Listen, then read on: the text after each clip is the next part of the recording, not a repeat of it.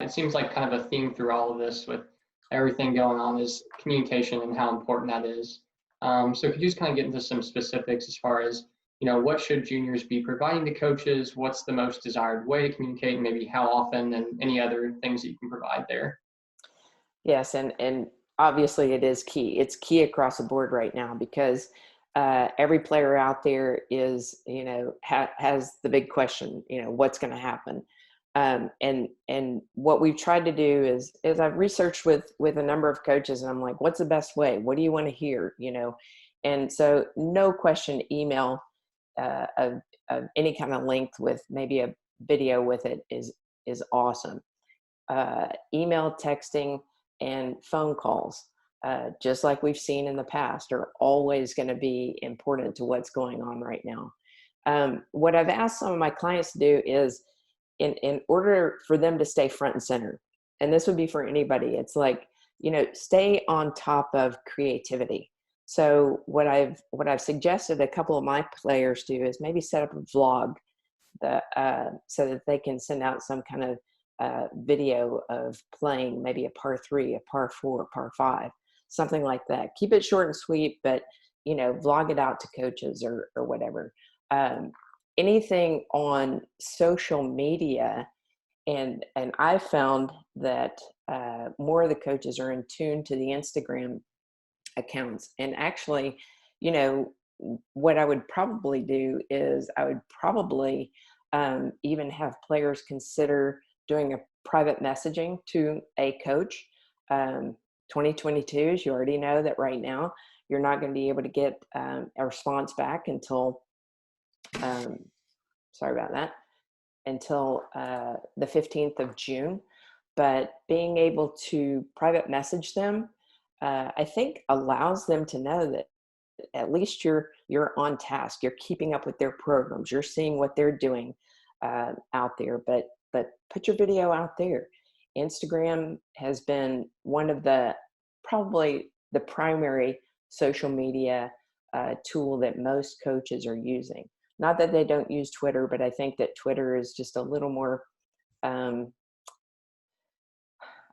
for general information and just, kind of a quick chat of what's going on. But being able to set up videos of any sort, keep them in tune to what you're doing from your training style. I mean, as we know right now, there are players across the country that some have access to golf courses and driving ranges, and some do not.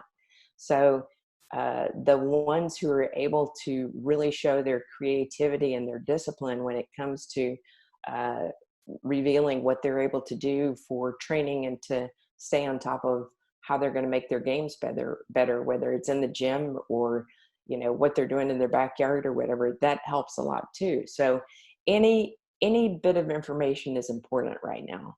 So I think a lot of times players are thinking, am I going to be bogging them down with emails? Well, you got to understand, it's like coaches are in the same position you are. So this is their only way of finding out exactly what's going on and how you're able to produce and get better, and what you're doing to prepare in order to play competitions when that does lift.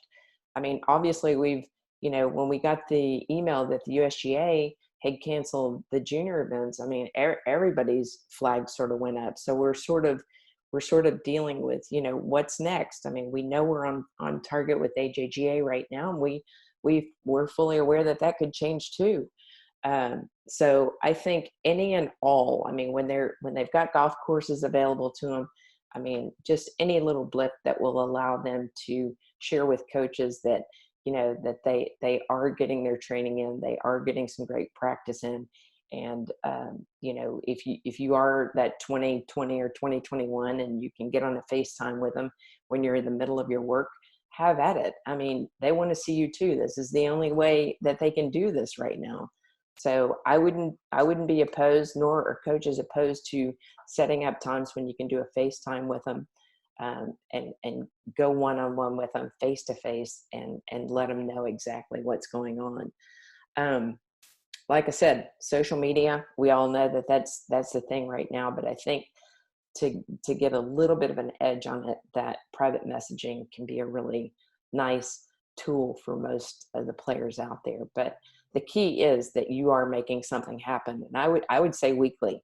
I'm just trying to give constant updates, again, without being just so overwhelming. But I do encourage my players to get on with them at least once a week, send some kind of message out to them via email, phone, or texting. So, like I said, changing times right now. We're all in this together, and communication is the key by far. Don't forget to ask questions, ask those hard questions like what we've chatted about earlier, and stay on top of it. Don't hesitate to call one of us, and hopefully we can provide you the answer too. Nikki or Ted, anything real quick to add to that? I just have one real quick point is that it's super important that, and that was great, Susan, that when you're research a school, so you're trying to find out about their program, read the coach's bio, read their roster, read the results, so that when you do talk to them and when you do personalize emails, that they know that you've done your homework and you know where they stand as a program and academically and athletically versus where you are right now. And it's so important. It sounds simple, but make sure you've done your homework because it's going to get you a more likely response.